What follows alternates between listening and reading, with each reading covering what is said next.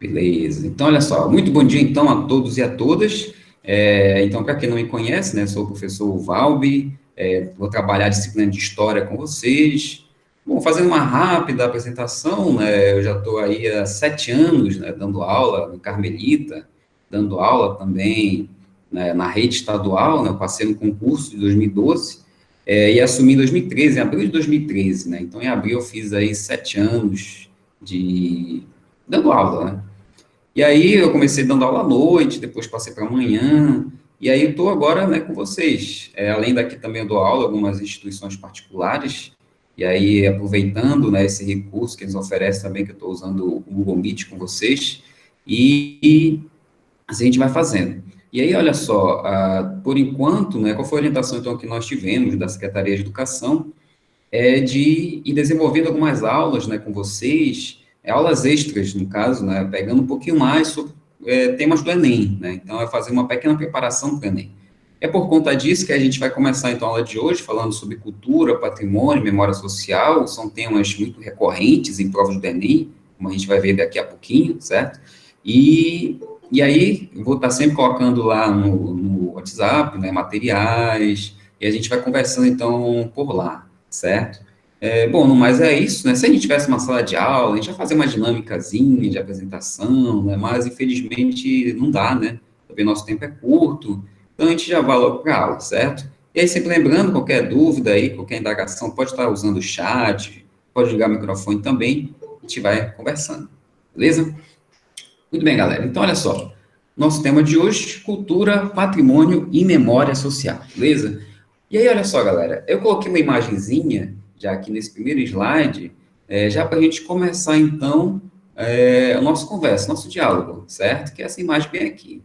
Bom, eu acredito que vocês já tenham visto essa imagem, né? Alguém sabe que imagem foi essa? Quem foi que fez? Por que fez? Escreve aí, ou liga o microfone, fala aí pra gente. Que imagem é essa aí?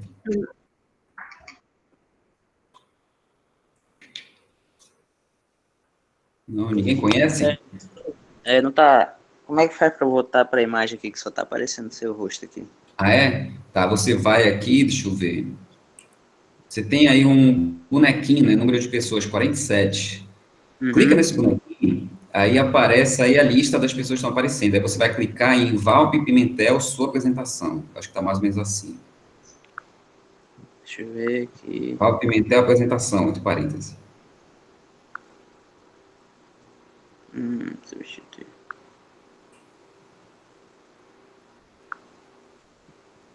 Peraí. Não, você clicou em apresentar. Ai, peraí.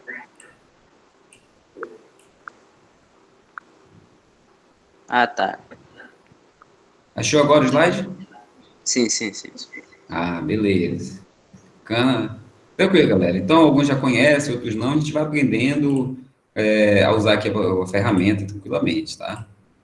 Pronto. Então, todos estão visualizando agora, né? Vamos lá. E aí, olha só. Então, alguém já colocou aqui, né, no chat que foi o Maurício de Souza. Perfeito. Essa imagem que foi feita pelo Maurício de Souza, né, o pai da Turma da Mônica. E ele fez na ocasião da comemoração do aniversário da criação do território federal do Amapá, ano passado, né, 13 de setembro de 43, não foi criado.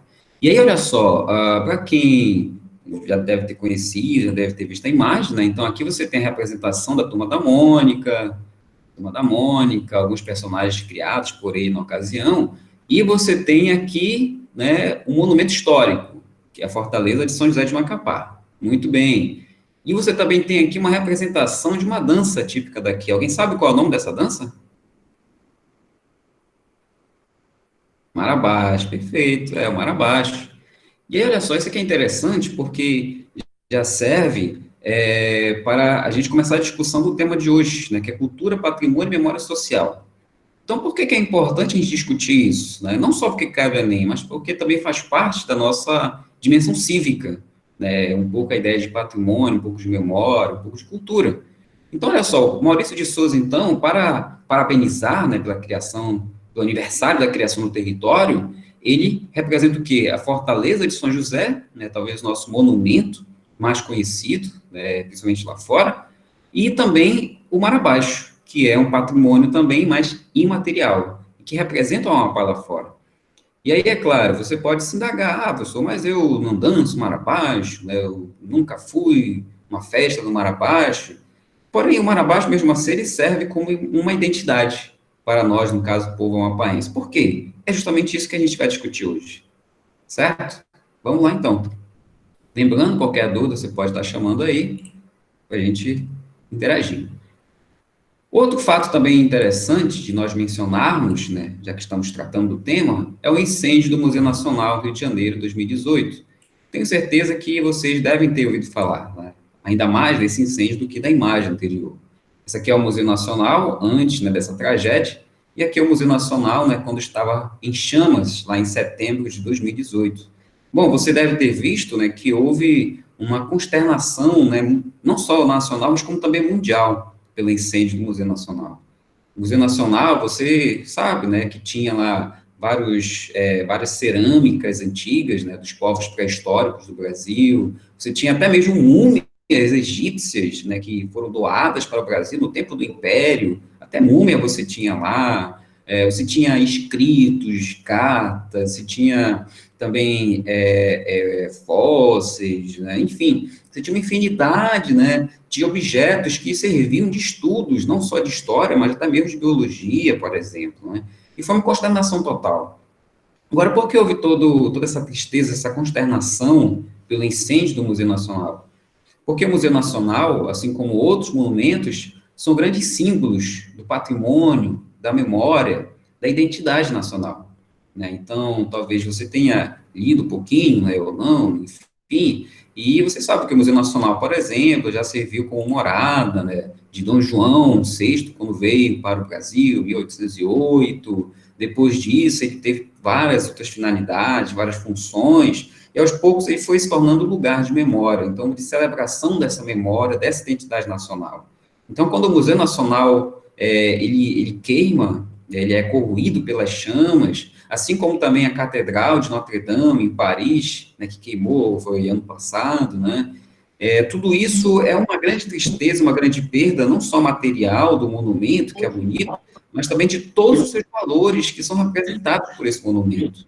E por isso que sim, é uma grande tristeza e deve ser uma grande preocupação de qualquer estado, de qualquer país, de preservar esses monumentos, uma vez que eles são esses símbolos identitários. Tá? Cadê? Opa.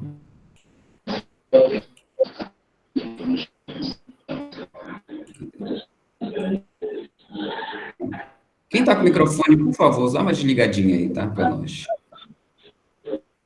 Ok. Muito bem. E aí vamos lá, então, indo para os nossos conceitos. O primeiro conceito aqui para nós é cultura, certo? E aí, olha só, o que é cultura? Veja, cadê? Beatriz, por favor, desligue esse microfone, que ele está dando uma interferênciazinha aqui, tá? Por favor. Beatriz Albuquerque.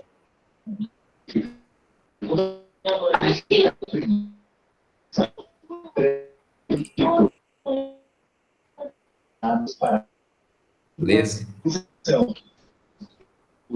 Vamos lá.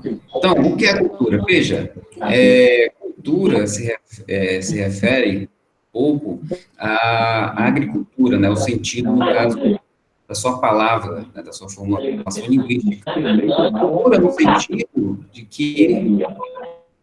Cadê? Beatriz Albuquerque, por favor, desligue seu som.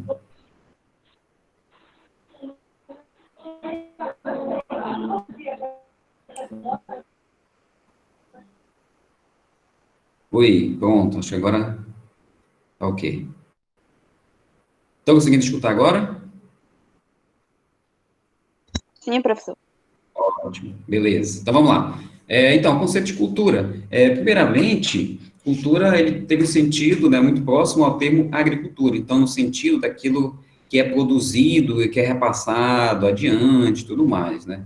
E aí, o que acontece? Ao longo do tempo, o conceito de cultura vai mudando, ok?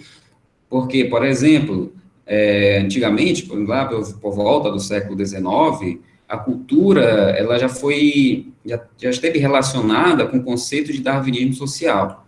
E aí, veja só, você, ano passado, o segundo ano, talvez já tenha estudado um pouco do segundo reinado, né, senão a gente vai retomar depois, viu, por exemplo, que existiam várias teorias raciais que serviam justamente para justificar que seria a superioridade dos europeus, dos brancos, e a inferioridade de todos os demais povos, africanos, indígenas, asiáticos, e assim vai, né?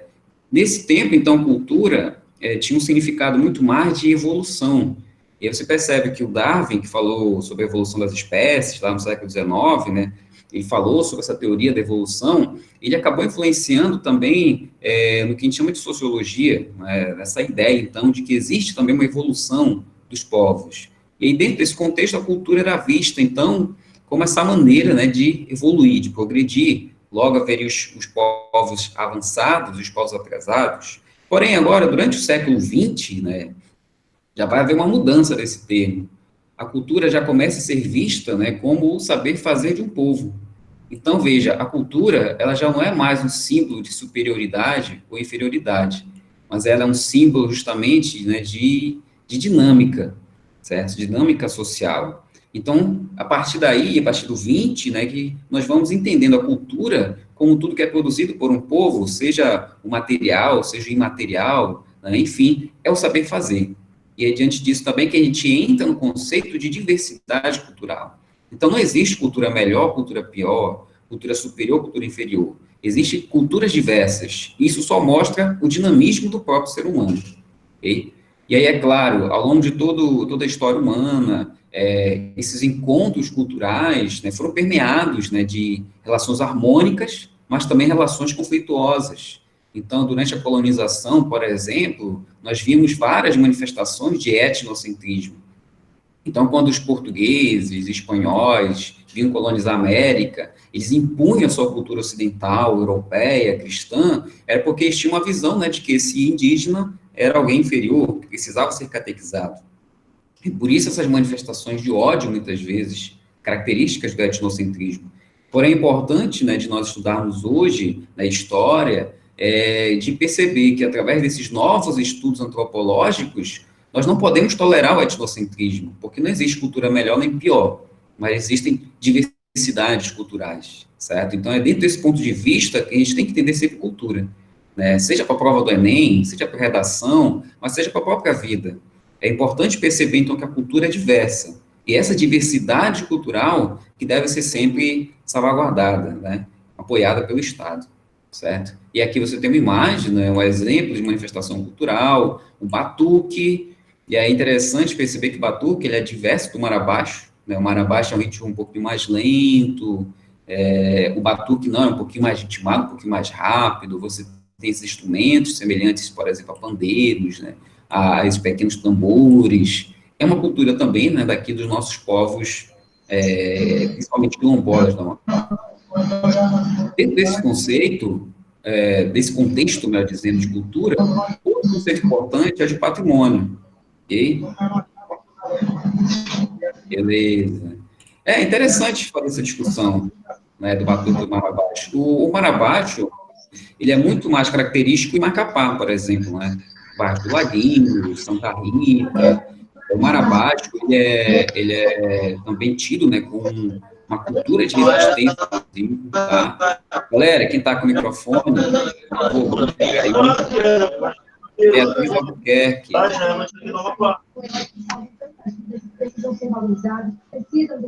Vamos desligar o microfone aí, Beatriz, por favor, tá? E aí, voltando aqui, o batuque, ele já é um ritmo mais presente no interior do Amapá, em comunidades, como, por exemplo, o Carvão, você também tem ali, o batuque é muito celebrado na festa de Nossa Senhora do Rosário, no distrito de Santana, agora. Então, o batuque, ele é muito mais celebrado no interior, certo? No interior já do Mazagão, né, de Santana, de Calçoene também. Por isso que, às vezes, a gente acaba não ouvindo tanto falar do batuque. Mas ele é diferente, tá? Ele não é a mesma coisa, não é uma variante do Marabaixo. Beleza? Vamos lá. Então, outro conceito importante é o de patrimônio. Então, aqui para a gente, tá? O patrimônio, até tirei isso aqui lá do textinho que eu coloquei para vocês. Ele pode ser conceituado como uma herança composta por um conjunto de bens históricos que podem ser classificados em naturais, materiais, imateriais, intelectuais, emocionais. Então, perceba aqui, você tem a ideia de herança. Perceba, o patrimônio, originalmente, é um termo do meio jurídico, né? Patrimônio é o quê? Uma coisa que você tem e vai passar para os seus filhos, né? A ideia de herança, né? O seu patrimônio. E daí que essa ideia de patrimônio também vai, né, para as sociedades como essa herança dos mais antigos. Então, patrimônio pode ser entendido como tudo aquilo que serve como herança, que foi construído, que foi feito pelos nossos antepassados, né, e vai sendo relegado para nós. É dentro desse contexto que a gente tem, então, a ideia do patrimônio material, né, que são os monumentos, patrimônio imaterial, saber fazer, danças, comidas, e assim vai, né. Porém, qual é a ideia? Por que surge o conceito de patrimônio? Porque percebeu-se que esses patrimônios estão sempre ameaçados pela destruição, né? Seja porque são antigos e o tempo vai corroendo nessa antiguidade, seja também pela própria ação humana, por exemplo. E é por isso que o patrimônio também é ligado à ideia de salvaguardar, né, de preservar esse patrimônio. É por conta disso que também foi criado outro conceito, né, outro tipo, melhor dizendo, de patrimônio, que é o patrimônio natural, referente a paisagens, né, naturais, por exemplo, assim também como a paisagem cultural urbana, né, que a gente vai falar bem aqui. Então, olha só, patrimônio refere-se sempre à transmissão à posteridade, e aí sim, os tipos de patrimônio: material, imaterial, natural e paisagem cultural. Está tudo lá no seu texto. De maneira geral, o que é o patrimônio material? É aquilo que é, bom, é tangível, é tocável, né? Então, você tem aqui, por exemplo, as pirâmides de Gizé, são patrimônio, né, não só do Egito, mas de toda a humanidade, inclusive. Você tem aqui, inclusive, o Santuário Bom Jesus, esse aqui é em Minas Gerais. Mas aqui no Amapá, você tem a Fortaleza de São José de Macapá, você tem a Igreja de São José de Macapá, que inclusive é o monumento mais antigo que a própria Fortaleza, né, a igreja. Então, são patrimônios tangíveis, tocáveis. Patrimônio imaterial, por sua vez, são patrimônios não tangíveis, intangíveis. E aí você cita aqui, né, por exemplo, o tango na Argentina, o ofício, né, das baianas que fazem acarajé, então saber fazer acarajé, saber fazer vatapá, enfim, esse conhecimento que não é tocável é o patrimônio imaterial, ok? E o patrimônio natural, como a gente comentou, ele entra na ideia, se o patrimônio deve ser resguardado da destruição, também a natureza deve ser resguardada dessa destruição humana, né? E daí, então, alguns exemplos aqui, temos o Grand Canyon, temos aqui a Serra da Capivara, assim como outras paisagens, né? A própria arquipélago de Fernando de Noronha é uma paisagem, é um patrimônio natural, por exemplo. E aí, só para fechar aqui essa tipologia, já veja aqui o que vocês perguntaram, outro tipo novo de patrimônio é de paisagem cultural. O que é paisagem cultural? É um termo, um tipo de patrimônio criado pela Unesco, 2012, então é bem recente ainda, que se refere a um conjunto, né, tanto de patrimônios materiais, imateriais e naturais que conseguem conviver entre si.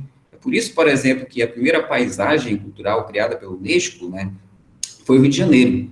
Né? O Rio de Janeiro, por quê? Você tem ali o patrimônio material, né? Você tem o Cristo Redentor, você tem ali o bondinho, né, do Pão de Açúcar, os arcos da Lapa. Você também tem ali no Rio de Janeiro o patrimônio imaterial, você tem o samba, você tem o próprio carnaval brasileiro bem representado ali, e você também tem o patrimônio natural, que é a Floresta da Tijuca, por exemplo, o próprio Morro do Corcovado, né, onde está o Cristo Redentor, também tem uma reserva natural ali. Então, o Rio de Janeiro, como ele tem todos esses elementos, né, no complexo que acabam harmonizando-se entre si, ele foi tombado, né, pelo Unesco como uma paisagem cultural urbana, né? Então, seria o quarto tipo de patrimônio, né?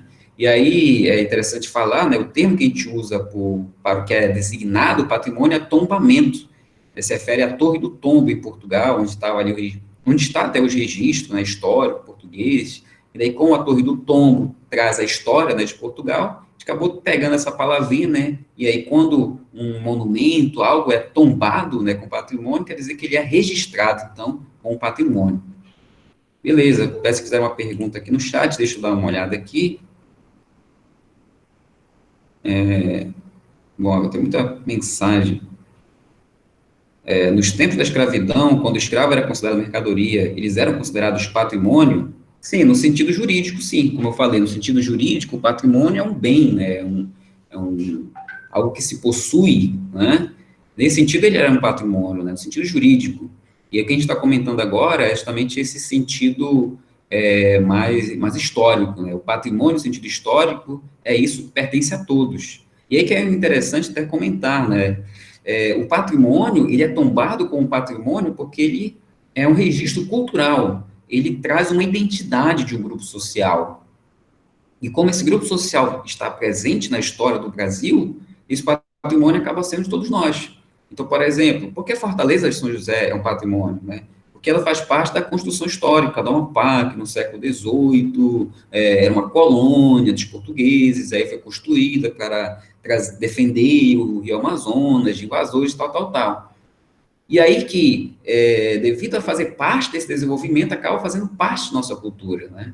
E daí a Fortaleza de São José, a mesma coisa a Igreja de São José, aí você pode dizer, professor, mas eu não sou católico, eu sou, sei lá, evangélico, não sou ateu.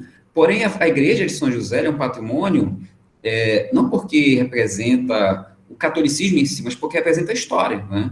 Então, quando a São José de Macapá é criada, né, como vila, nesse contexto, a igreja fazia parte dessa construção política, histórica, e por isso faz parte da nossa identidade, né? Então, perceba que a igreja, por exemplo, é patrimônio, porque representa essa história, certo? E por isso que é de todos. E é por isso que é importante também nós respeitarmos esse patrimônio, né? Então, não faça que nem aqueles moleques sem noção que vão lá e picham, corretivo, fulano, esteve aqui. Pelo amor de Deus, o patrimônio é bem maior do que todos nós, ele representa a nossa identidade. E é por isso que precisa ser preservado, respeitado por todos. Beleza? Bom, acho que era isso. Patrimônio líquido, perguntaram a Arenildo Ferreira. Patrimônio líquido, onde você viu esse termo, Arenildo? Depois coloca aqui, porque eu não tinha ouvido falar ainda de patrimônio líquido. Eu ouvi falar em identidade líquida, mas é algo do Zygmunt Bauman, já é uma outra situação. Negócio de riscar banheiro, pelo amor de Deus, né? Tá? Muito bem. Aí sim, continuando, políticas de patrimonialização do Brasil. Olha só, quando foi que no Brasil surgiu essa ideia de patrimônio, né? 1937, criação do SFAM, Serviço do Patrimônio Histórico e Artístico Nacional. E olha só, esse é o assunto que a gente vai ver agora no terceiro ano, período Vargas, né? Na 1930, teve a chamada Revolução de 30, Getúlio Vargas sobe ao poder. O que a gente vai ver? Que nesse momento nós vamos ter uma centralização política muito grande no Brasil, teremos também com isso a criação de uma identidade nacional, certo? E aí, nesse termo, surge, então, um órgão responsável, então, por tombar, né, por registrar esses patrimônios que criam essa identidade brasileira. E aí surge, então, o SFAM, em 37. E aí, qual é a ideia, então? Criar uma identidade nacional através do registro desses patrimônios, tá? Esse SFAM, né, que hoje em dia se chama IFAM, que é o Instituto do Patrimônio Histórico e Artístico Nacional, e tem basicamente ainda essa mesma função. Beleza, galera? Tudo tranquilo? Como ele fez se tornar um... Ok, ótimo. Uma pergunta aqui interessante. Cadê? Como surgiu o patrimônio, Gil? Como ele fez para se tornar um patrimônio? Para ser considerado patrimônio, tem que ser uma herança, pessoa séria? Ótimo. Boa pergunta, galera.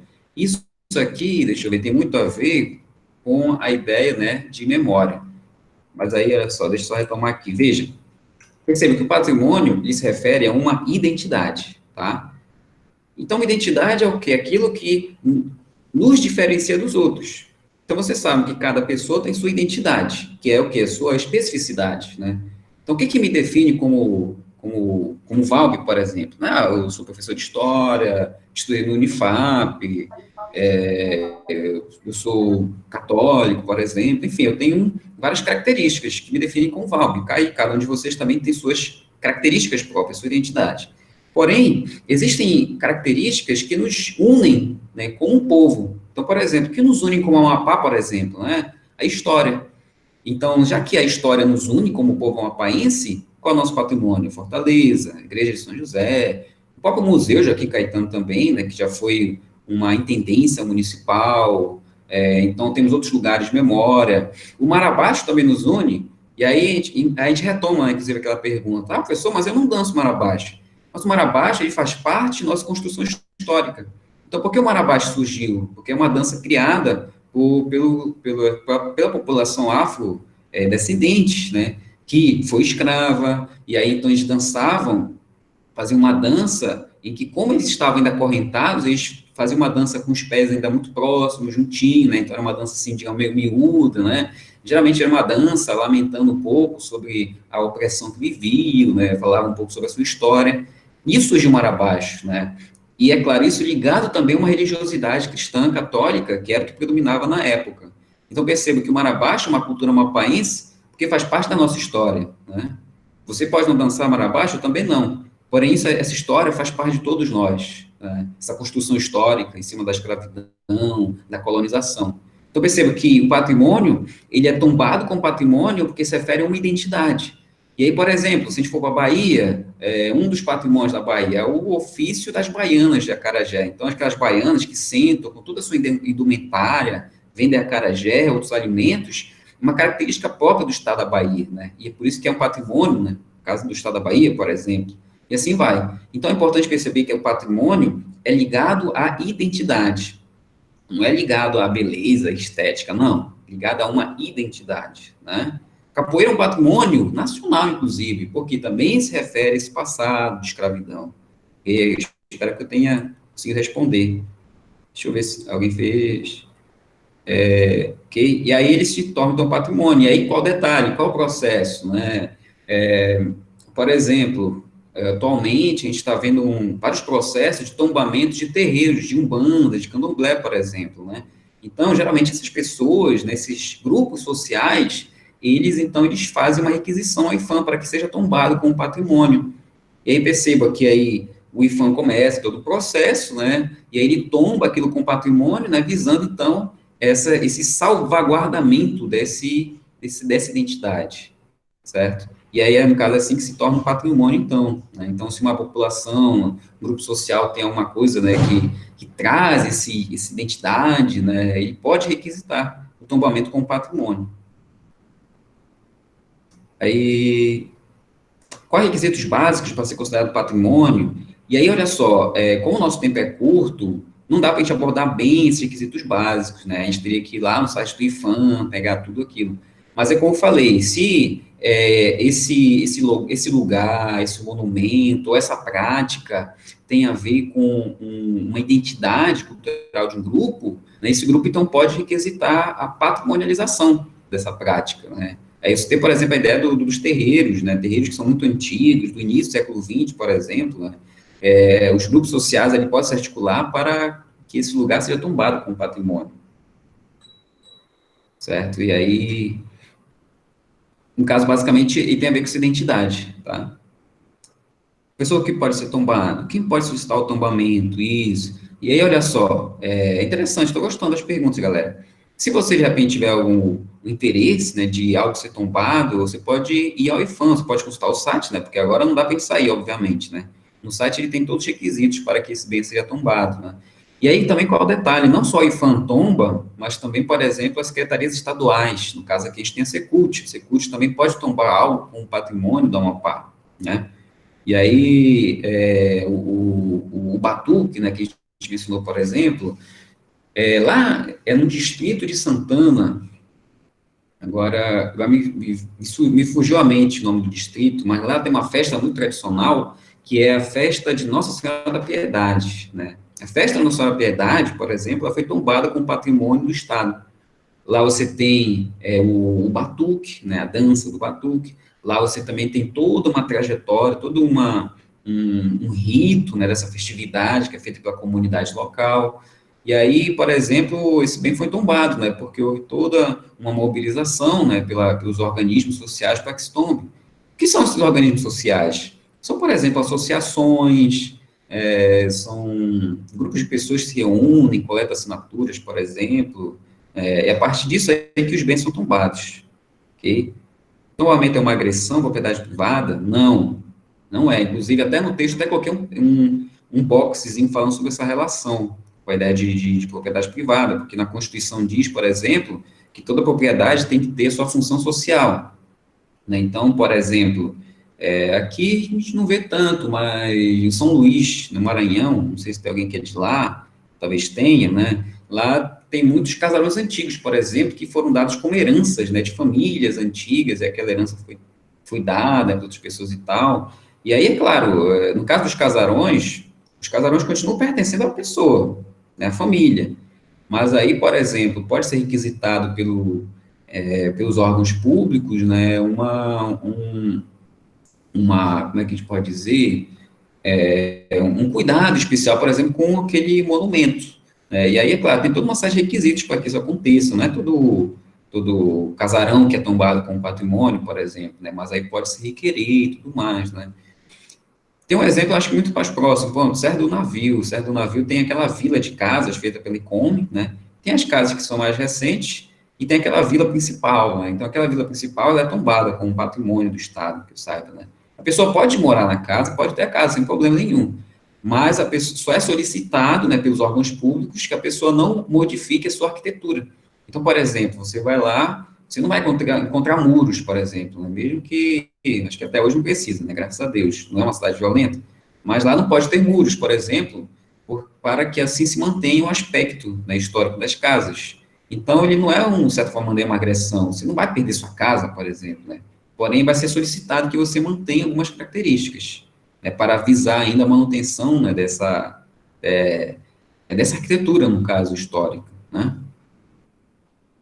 Um bem tombado pode ser vendido ou alugado? Não. Né? No caso, por exemplo, Fortaleza não pode ser vendida, não pode ser alugada, né? Mas qual o detalhe? Por exemplo, Fortaleza ela pode ser usada para eventos, né? Então, lá dentro, por exemplo, tem a biblioteca, tem a igreja, tem uma igrejinha, uma capelinha, para ser mais exato, né? Até um tempo atrás, inclusive, tinha alguns eventos, no caso da festa de São José, tinha carreata, que levava a imagem até lá. Então, ele pode ser usado com outras finalidades, né? Mas sempre visando o bem público, né? Sempre visando também a manutenção do local, né? Mas aí, por exemplo, no caso da ICOME, as casas elas podem ser vendidas, né? Podem ser alugadas, porém tem que se manter as características. Então, isso depende muito, né, do tipo de tombamento, né, que foi feito, do tipo de patrimônio, depende dessas circunstâncias, tá? Pode ser um ato autoritário? Não, pode ser um ato autoritário. Porque, como eu falei, o tombamento tem a ver com uma identidade de um povo. Então, ele não pode ser, por exemplo, vamos pegar um exemplo assim bem tosco, né? Vamos supor que, sei lá, o Valdez queira tombar a casa do, sei lá, do avô dele, né? Isso aqui vai ser o patrimônio do Estado, porque morou o avô do Valdez, do governador. Ele pode? Não pode. Porque a casa do avô do Valdez, qual foi a participação do avô do Valdez, por exemplo, na história, né, do Estado, por exemplo, né? Bom, ninguém conhece o avô do Valdez, nem eu, né? Então, se não há essa ligação identitária, essa ligação histórica, ele não pode ser tombado. Por conta disso que não pode ser autoritário, né? Porém, como eu falei, o bem sempre remete à identidade de uma coletividade, né? Então, o tombamento é um ato democrático, né? Então, por exemplo, a capoeira, né, que é um exemplo mais clássico, a capoeira foi um crime no início do século XX. A partir da década de 30 deixa de ser crime.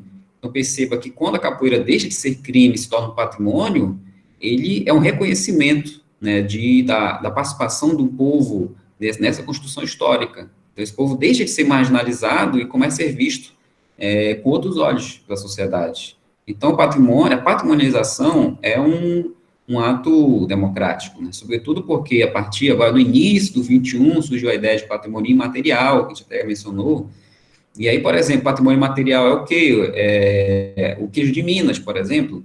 A maneira artesanal de se fazer o queijo de Minas é um patrimônio imaterial. Então, perceba que aí, quando se reconhece o queijo de Minas como patrimônio imaterial, se reconhece, então, a identidade de um povo, né? O saber fazer artesanal de um povo.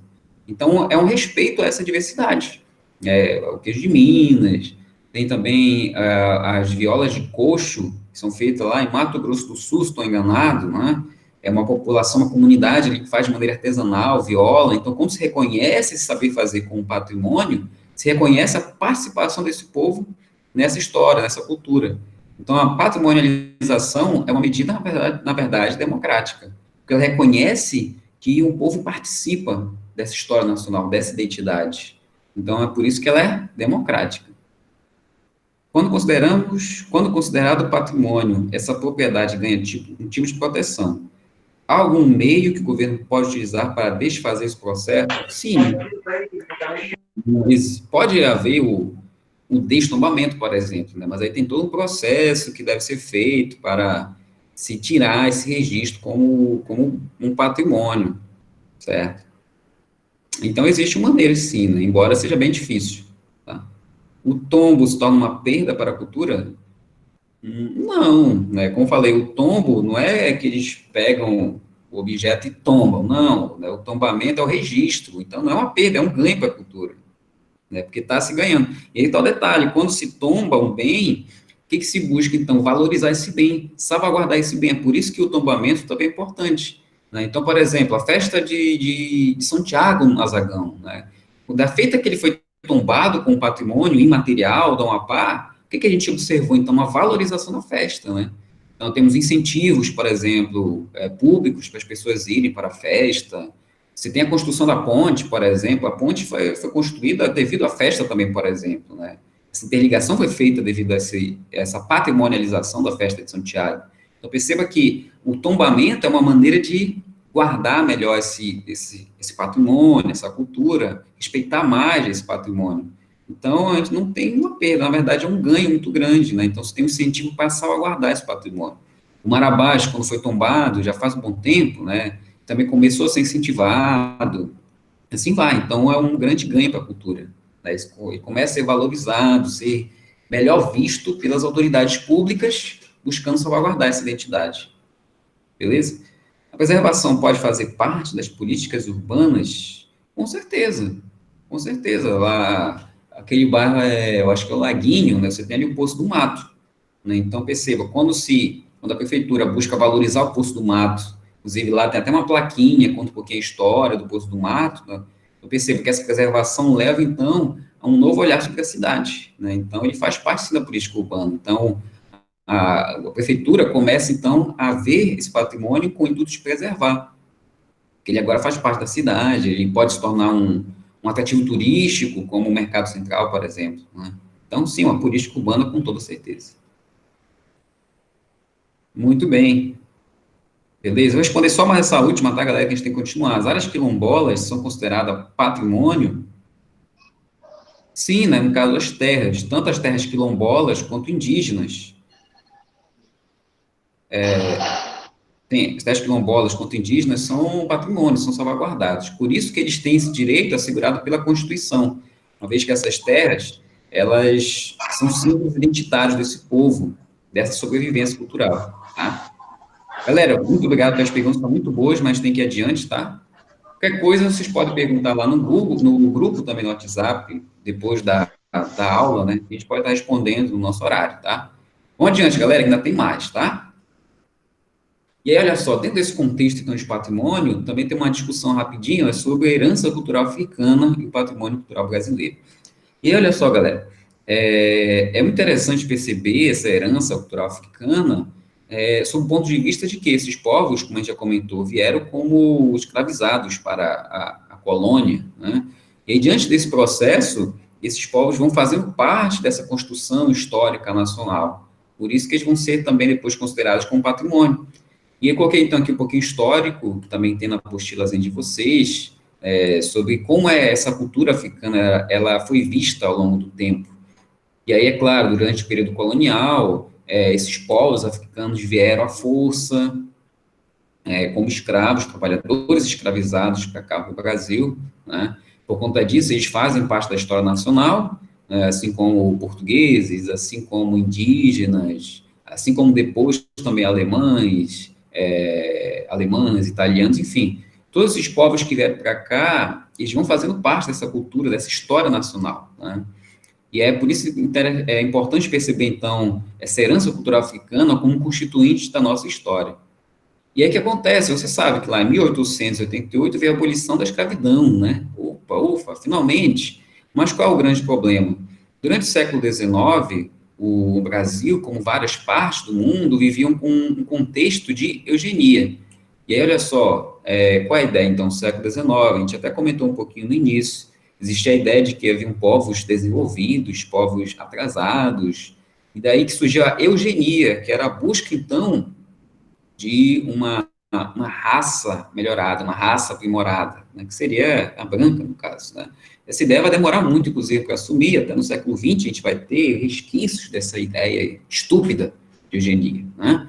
E aí o que acontece? No século XIX, início do XX, o Brasil passa por uma política de branqueamento da população.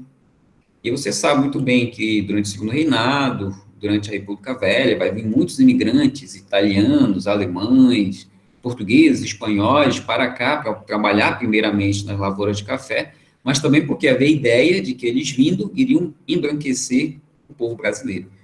E aí, diante desse contexto, a cultura negra ela vai ser sempre vista como algo errado, uma contravenção. É diante disso que, mesmo diante da abolição da escravidão, o povo afrodescendente no Brasil vai ser discriminado das mais variadas formas. Seja porque não tinham acesso à educação, a trabalho digno, à melhoria social, à habitação, mas também porque a sua própria cultura era perseguida. E como a gente comentou, a capoeira ela era tipificada como um crime pelo Código Penal. Capoeira era crime, e logicamente, apesar de que a partir da República, né, mais exatamente, a partir de 1890, o Brasil deixou de ter uma religião oficial, né, então se buscava a liberdade de culto, a liberdade de credo. Mesmo assim, muitos terreiros de Umbanda, Candomblé, eram invadidos pela polícia, as pessoas eram presas.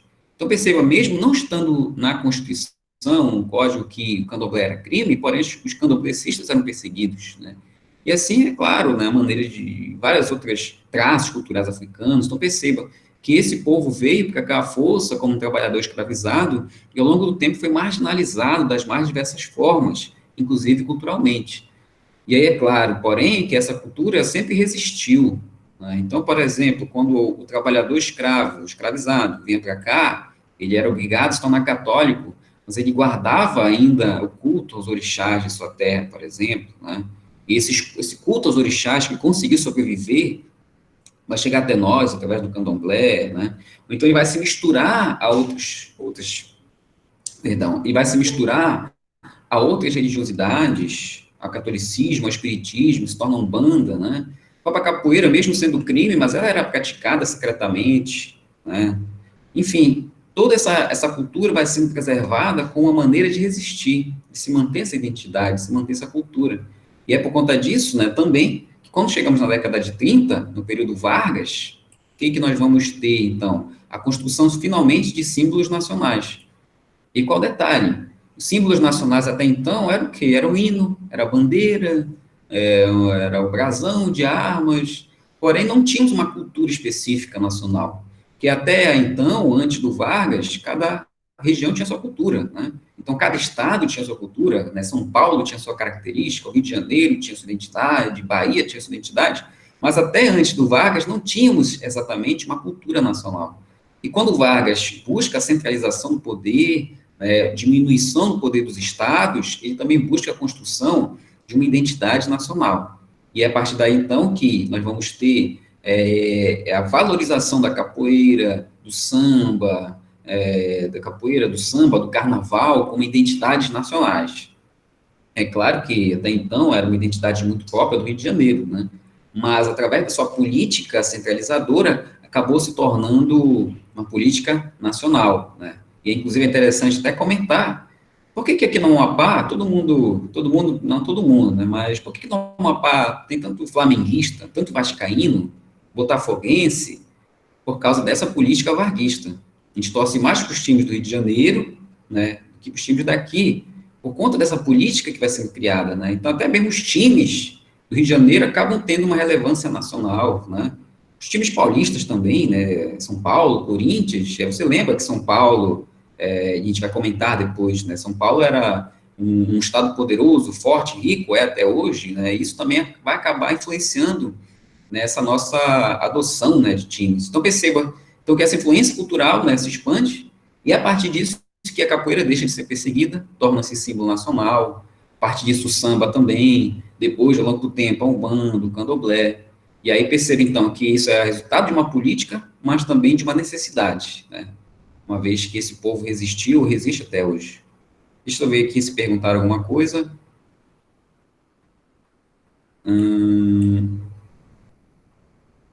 Tal.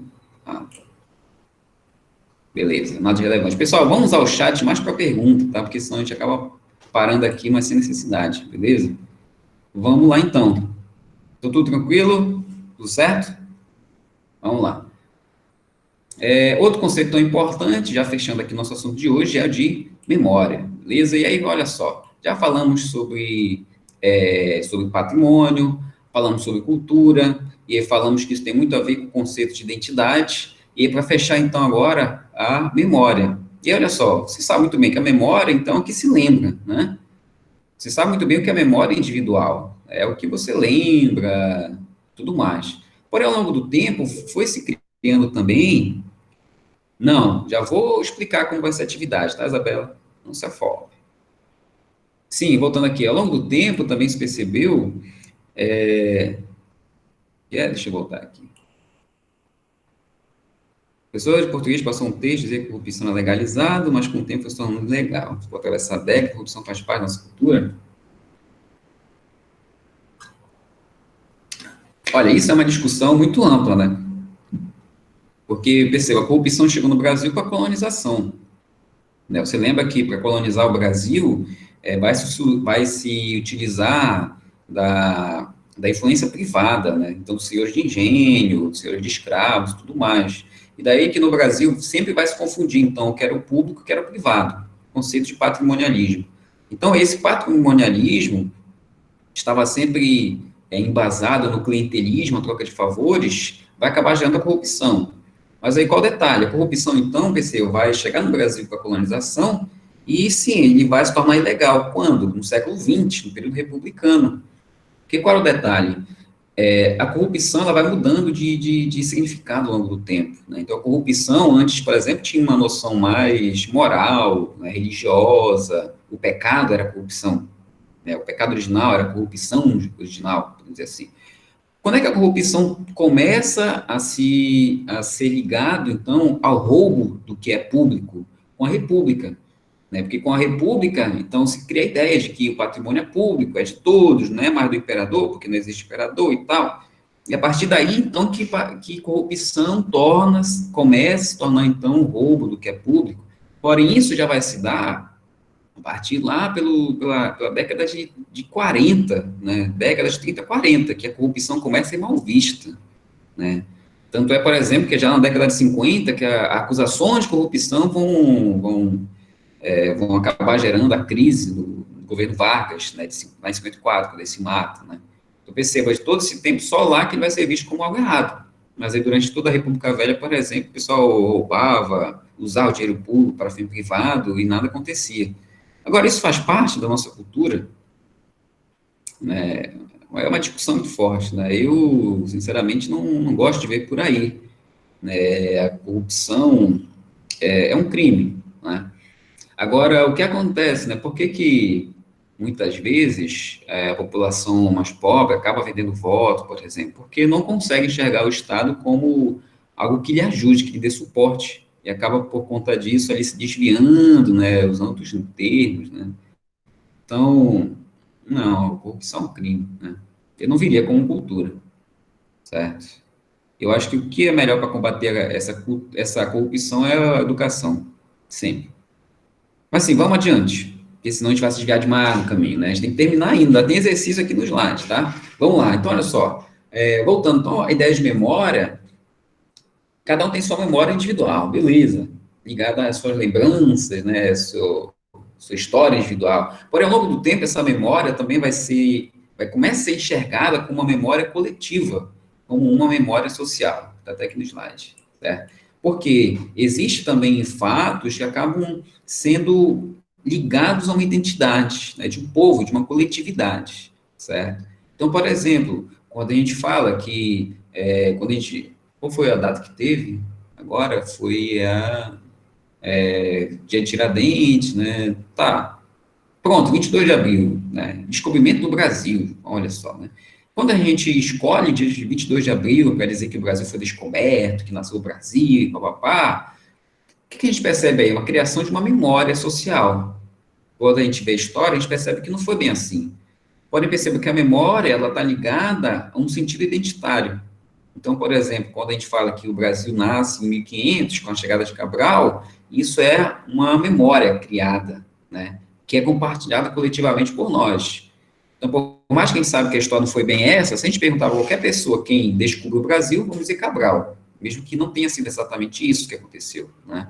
Então, perceba que a memória está ligada a uma construção sobre o passado. E como essa construção sobre o passado é compartilhada por um grupo de pessoas, ela acaba se tornando uma memória social. É diante disso que também entra a importância do esquecimento. Porque perceba, na nossa memória individual, a gente esquece de algumas coisas para poder lembrar de outras. Porque senão, nossa memória seria algo muito confuso se a gente se lembrasse de tudo. Se a gente se lembrasse de tudo, teria uma narrativa infinita de coisas do passado. Por isso que a nossa mente acaba esquecendo algumas coisas que para a nossa mente não foram tão relevantes e acaba lembrando de outras. Também na sociedade, a gente tem a política de esquecer. Então, por exemplo, quando a gente festeja o 22 de abril como a descoberta do Brasil, a gente está esquecendo que depois disso que nós vamos ter violência, vamos ter roubo, vamos ter saque, destruição de povos, né, de culturas, assim vai. Tu perceba que é um mecanismo também que faz parte da memória. Quando a gente lembra de algo, a gente esquece de outro, né? Quando a gente fala que Dom Pedro, ele gritou independência ou morte, o Brasil estava independente, a gente esquece também de tantos conflitos que houveram depois, na Bahia, no Piauí, no próprio Pará, aqui em Belém, pessoas foram mortas em nome da independência, por exemplo, né? A gente esquece tudo isso. Então, cada data cívica, a gente nem lembra uma coisa e esquece outras. Dia 21 de abril foi dia de Tiradentes, a gente lembra, Tiradentes morreu pela nossa independência, pela nossa república, mas a gente esquece que, naquele período, não havia ideia de Brasil, né? Então, Tiradentes morreu pela independência de Minas Gerais. Ele queria uma república em Minas Gerais. E seus companheiros, nenhum estava afim de acabar com a escravidão, né? Porém, com a memória que a gente tem do Marte, né? Então, perceba que o esquecimento ele faz parte da memória. Não há como entender uma coisa sem outra. E o que isso tem a ver, então, com a política também de patrimônio e identidade, né? Que a memória, ela é criada, certo? Ela é criada, beleza? Ela faz parte, né? Ela também tem uma ligação muito forte com a oralidade. Até hoje, por exemplo, há povos na África que valorizam muito os relatos orais, através dos griots, que são pessoas que levam essas histórias adiante oralmente, né? Então, eles não escrevem, eles vão lembrando, eles vão cantando essas histórias, né? E aí, só para a gente fechar, né, é importante ter uma ideia do que era entendido como memória ao longo da história, tá? Fizeram uma pergunta, já vou ver, só explicar essa parte aqui. A memória ao longo da história. Durante a antiguidade, o que era a memória? Eram os feitos de reis, dos imperadores. Então, você ia, por exemplo, no Egito, o que se guardava na memória? O feito dos faraós, né, de Tutankhamon, de Akhenaton, de Ramsés II, assim vai, dos poderosos, né? Quem construiu as pirâmides, por exemplo, não era relevado, só lembrava quem era o faraó que tinha mandado construir, né? Então, a antiguidade sempre vai se lembrar, então vai se criar memória desses faraós. Tanto é, inclusive, por exemplo, que quando o Egito era dominado por outro povo, ou então quando uma dinastia assumia, dava um golpe sobre outra dinastia, era uma prática muito comum tentar apagar. Então, se lixava as paredes, né, das pirâmides, dos túmulos, onde estavam os registros da história do faraó. Você tentava apagar aquela memória, porque qual era a ideia que existia? Quem controlava a memória tinha o poder. E é algo que existe até hoje, diga-se de passagem. Durante a Idade Média, vai se mudar, né? Então, não, a memória já não vai mais estar ligada aos reis, aos imperadores, mas vai estar ligada a quem? A Jesus, aos seus discípulos, e aí surge a ideia dos santos, né? Quem eram os santos? Então, pessoas que tinham conseguido viver algo muito próximo, né? Como Jesus viveu, né? Então, os santos, perceberam, é muito ligado à memória. Então, por que a igreja vai, então, trazer a devoção aos santos? Porque se lembrava, né, da vida deles para, então, tentar educar os fiéis a viver algo parecido, né, segundo as normas da igreja, segundo o evangelho. Inclusive, durante a Idade Média que surge, por exemplo, a festa de finados, né? Quem eram os finados, lembrados? Eram pessoas, no início, pessoas que doavam muitas posses para a igreja, por exemplo, por isso eram lembradas nas missas, né? Depois, com o tempo, acabou se generalizando essa ideia de memória também para as pessoas comuns, que não doavam riquezas e tudo mais, mas que eram lembradas pela igreja. Aí surge a festa dos fiéis defuntos, né, o 2 de novembro, que até hoje a gente vai, né, lá no cemitério, acender nossa velhinha e tudo mais. Então, na Idade Média, a memória foi ligada a um aspecto mais religioso. Já na Idade Moderna, a memória já vai estar ligada à construção dos Estados nacionais, né, modernos. Então, vai se exaltar novamente os reis, perceba, na antiguidade se exaltava os reis, imperadores, na Idade Moderna vai se voltar a exaltar essas figuras, dos reis absolutistas, né, de quem mandava. Quando chegamos na Idade Contemporânea, o que nós vamos ter? Século XIX, surge o nacionalismo. Então, dentro do nacionalismo, surge a ideia dos mitos fundadores das nações. Celebração de heróis. E aí surge a ideia, por que Tiradentes é herói? Né? Porque, quando proclamou-se a República, procurava-se figuras que exaltassem o patriotismo dos brasileiros. E aí pega Tiradentes. Né? Então, perceba, o herói ele é criado, ele é fabricado, ele não nasce pronto. Até o Cabralzinho, a gente sabe que a história não foi bem essa que ele lutou, mas você vai criar a ideia de que Cabralzinho foi herói. E aí o que a gente tem hoje? Né? Feriado, o 34º bis, né? Batalhão Veiga Cabral, essa palhaçada toda. Né? No século XX, finalmente, após a Segunda Guerra Mundial, a memória muda novamente de sentido, porque ela é muito ligada, por exemplo, a memórias traumáticas. Né? Então, por exemplo, vai se valorizar muitos estudos sobre o Holocausto, as pessoas que sobreviveram ao Holocausto, e aí vai se trazer a ideia do esquecimento. Por que se esquece? Muitas vezes porque são traumas. Também, a partir daí, começa a surgir também a valorização de memória de trabalhadores, de grupos sociais, e aí nessa valorização dessa memória, que cria-se, então, que é a política da patrimonialização. Ok? Beleza? E aí, olha só, alguém perguntou alguma coisa aqui no chat? Deixa eu ver. Perguntar, qual a melhor denominação para esse acontecimento, Pedro Álvares Cabral? Veja, não chamamos de descobrimento porque já existiam povos aqui habitando, né? Existiu o quê? 8 milhões de indígenas, se dizia que existia na época. Então, na verdade, não foi um descobrimento, né? Seria melhor dizendo um encontro de culturas que houve ali, né? Se houve um achamento que é diferente, né? O descobrir é quando uma coisa não é conhecida por ninguém, e se descobre. Então, por exemplo, na química, quando se descobre um elemento químico novo, ninguém conhecia o elemento, né? Se descobriu, ninguém conhecia. No caso do Brasil, os europeus acharam a América, mas ela já era conhecida pelos povos que habitaram aqui, por isso que não é descobrimento, né? Não é algo imposto. Era isso. E aí, vamos lá, então. E aí, olha só, tem duas imagens que já caíram em provas do Enem, por isso que eu até trouxe para vocês, que remete à ideia dessa memória. Por exemplo, houve lá a chamada independência do Brasil, pelo Álvares de Cabral, Grito Ipiranga, essa coisa toda.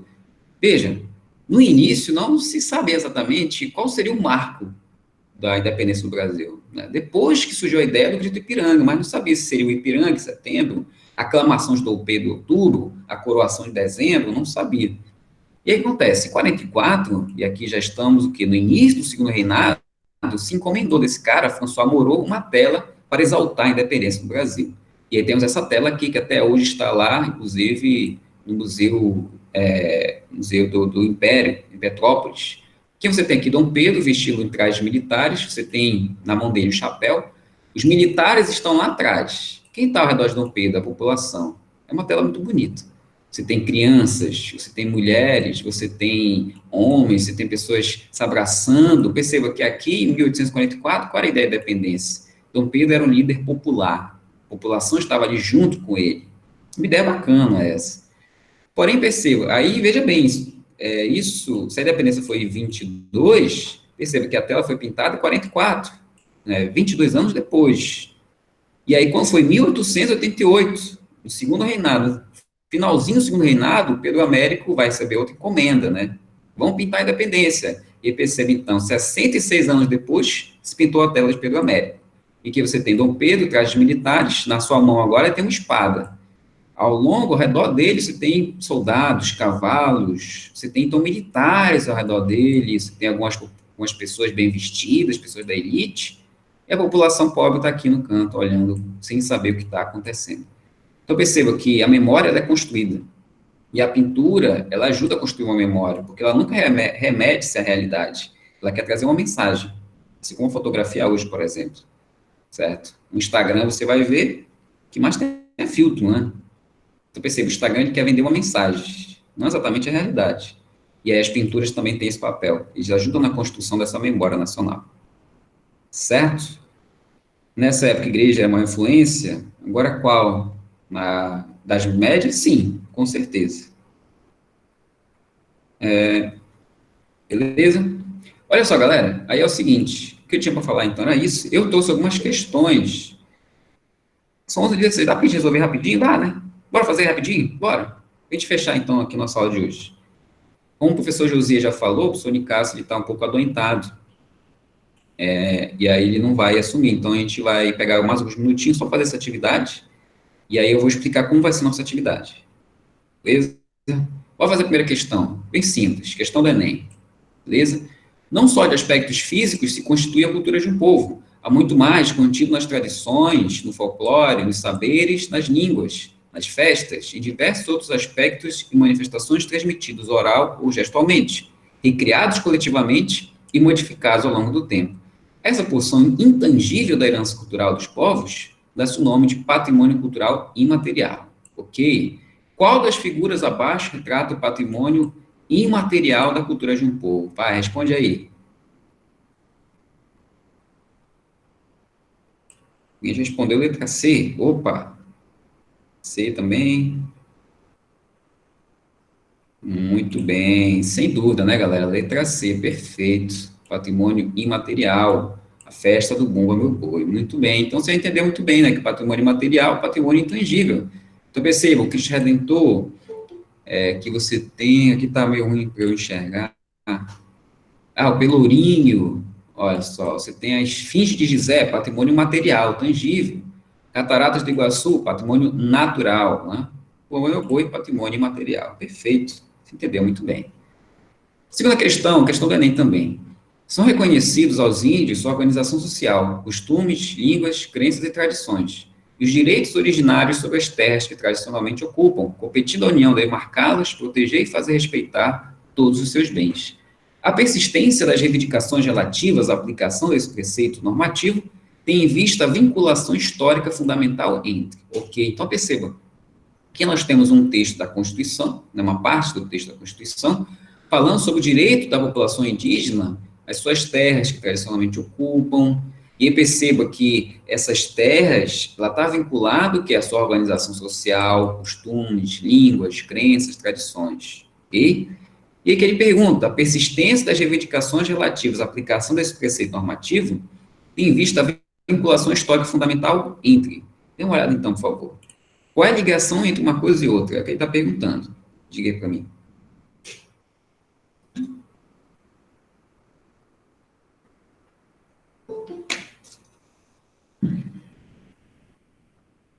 Letra C, C, C. Perfeito, galera. Letra C. Vinculação entre espaço e sobrevivência cultural. Então, perceba, por que a população indígena tem direito à sua terra? Porque existe uma ligação entre a sua sobrevivência cultural, a manutenção da sua identidade, e o espaço que tradicionalmente vive. O espaço que a população indígena vive, assim como a quilombola, não é só um lugar de morada, é um lugar onde eles buscam alimento, produzem sua arte, sua cultura, um lugar onde eles enterram seus mortos. Então, uma coisa tem a ver com a outra. Por isso que o espaço tem que ser salvaguardado pela Constituição. Muito bem. Terceira, quem construiu a Tebas de 7 portas? Nos livros estão nomes de reis. Arrastaram eles os blocos de pedra? E a Babilônia, várias vezes destruída? Quem a reconstruiu tantas vezes? Em que casas da Lima Dourada moravam os construtores? Para onde foram os pedreiros na noite que a muralha da China ficou pronta? A grande Roma está cheia de arcos do triunfo. Quem os ergueu? Sobre quem triunfaram os Césares?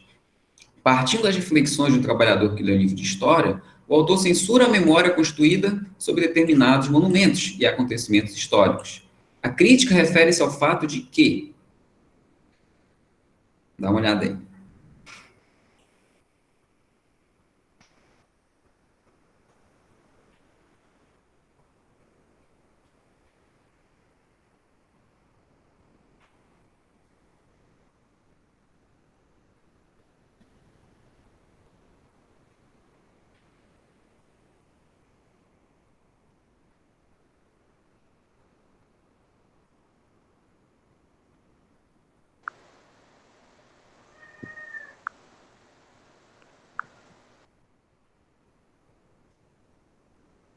Letra C?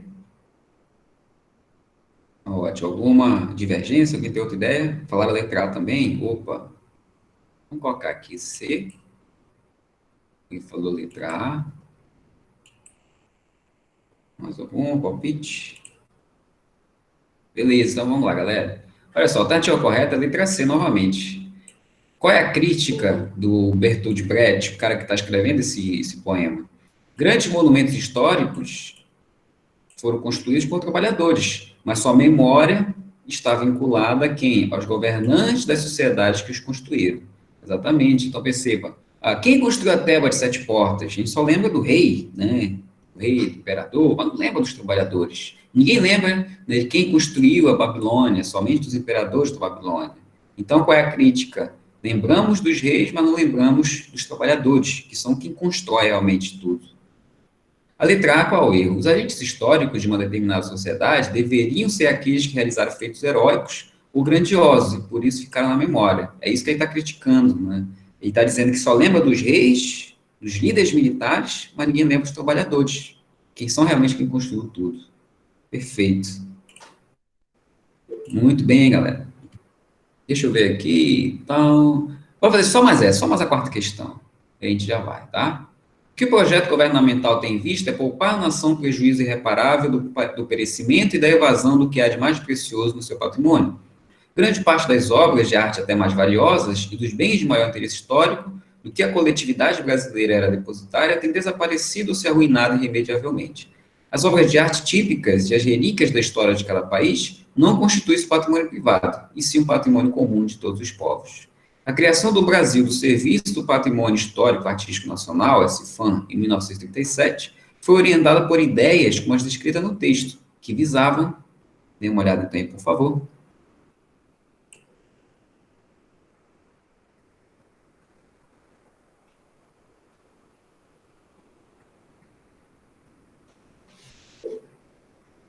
Opa, letra A? Vamos colocar um pontinho aqui.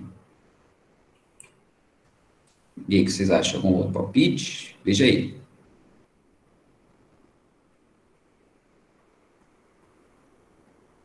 Opa, marquei errado, letra A vem aqui.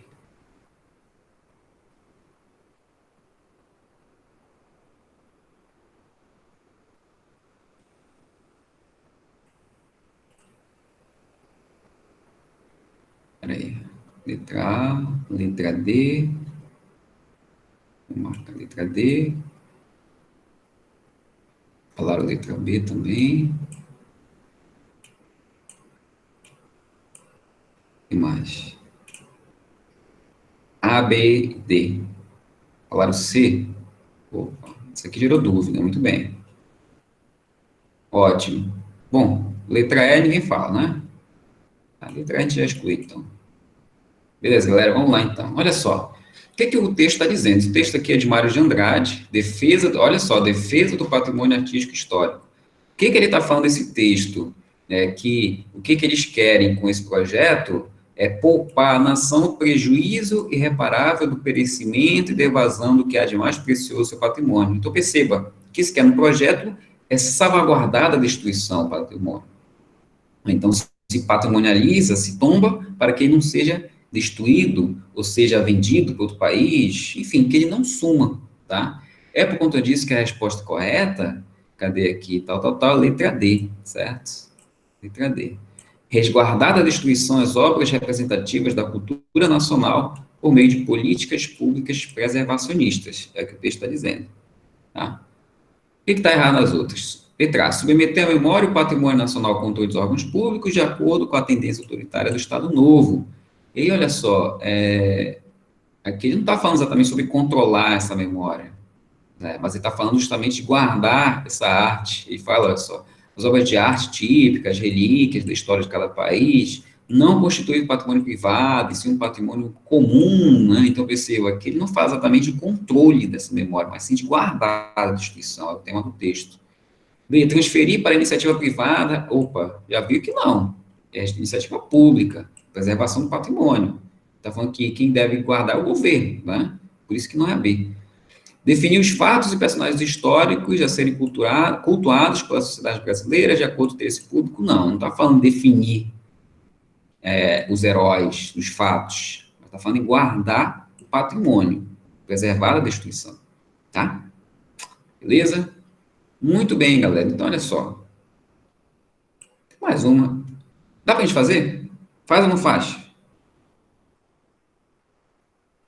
Diz aí. Faz? Beleza. Bom, até a última mesmo. Vamos fazer logo. Bora lá. Quinta questão do Enem. Então, olha só, perceba. Essas 5 questões foram retiradas do Enem. E acho que eu separei também no exercício, também são do Enem. Então, é um tema que cai muito. Por isso que é importante discutir mesmo, né? E exercitar. O ofício das baianas do acarajé constitui um bem cultural de natureza imaterial. Opa, olha só, já vai destacando, né? Imaterial. Escrito no Livro dos Saberes, em 2005, que consiste em uma prática tradicional de produção e venda em tabuleiro das chamadas comidas de baiana, feitas com azeite de dendê, ligados ao culto dos orixás, amplamente disseminados na cidade de Salvador, na Bahia. Ok. O texto contém a descrição de um bem cultural que foi reconhecido pelo IPHAN, Instituto Patrimônio Histórico Artístico Nacional, com patrimônio imaterial. Opa! Pois representa... Vamos lá, dê uma olhada aí.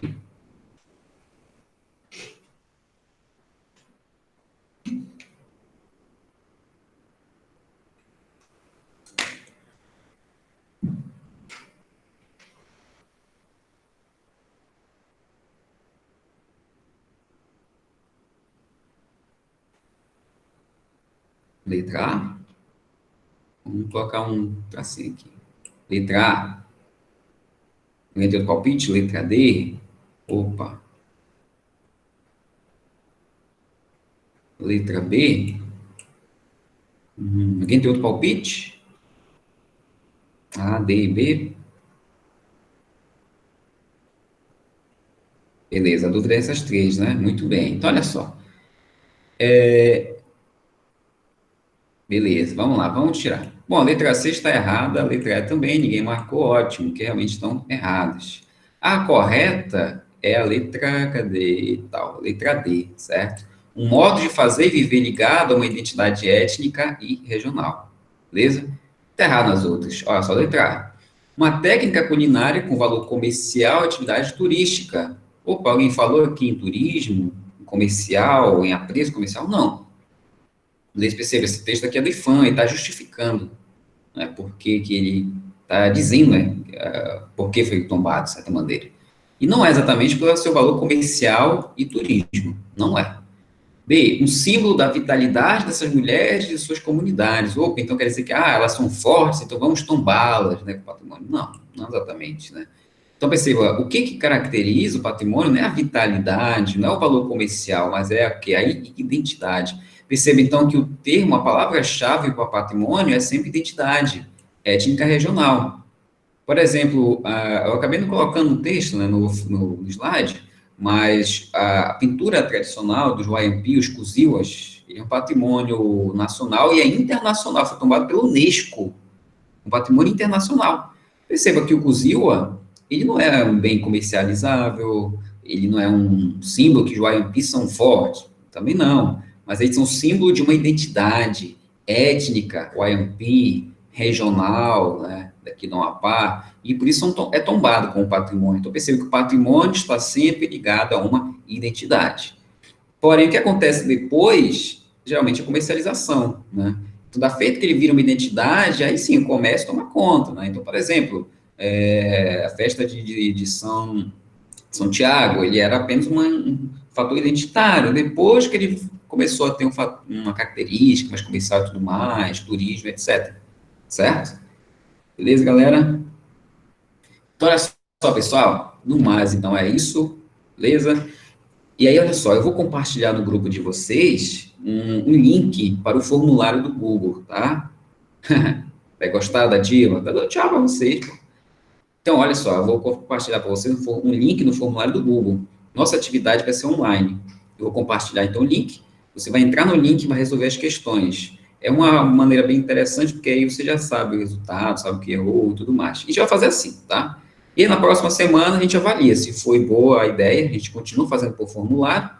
Se não for, eu faço uma lista de exercício e a gente faz assim também, tranquilamente. A gente vai conversando, vai dialogando com isso. Deixa eu só compartilhar logo aqui. Deixa eu ver o formulário. Vou compartilhar agora. Cadê?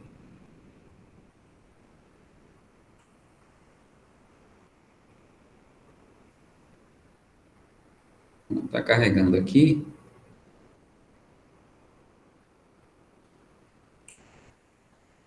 Agora, aqui. Cadê?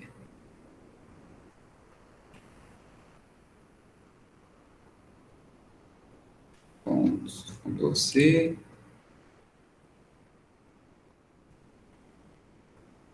Bom, estou compartilhando com vocês agora o link com o exercício. E como falei, você entra nesse link, então, e vai fazer o exercício do nosso tema de hoje. Beleza? Já está, então, nos grupos. Bacana. Então, olha só, galera. Eu vou fechar aqui a gravação, mas é isso, né? Gostaria de agradecer, então, a presença de todos, a paciência em participar, e assim a gente vai nos falando, então, nas próximas semanas, tá certo, galera? Desejo a todos, então, um bom almoço, se cuide, fique em casa, cuide das pessoas mais frágeis, principalmente, você que mora aí com vovô, com vovó, pessoas aí que têm uma comorbidade, né? Então, cuidem deles, principalmente, até mesmo se você tiver também, né? Tome muito cuidado, tá? Que espero que tudo isso passe logo, a gente possa se encontrar presencialmente e possamos aí finalmente nos abraçar, né, possamos nos falar de novo. Certo, galera? Valeu, no mais é isso, muito obrigado e até a próxima, tá? Tchau. E faça atividade.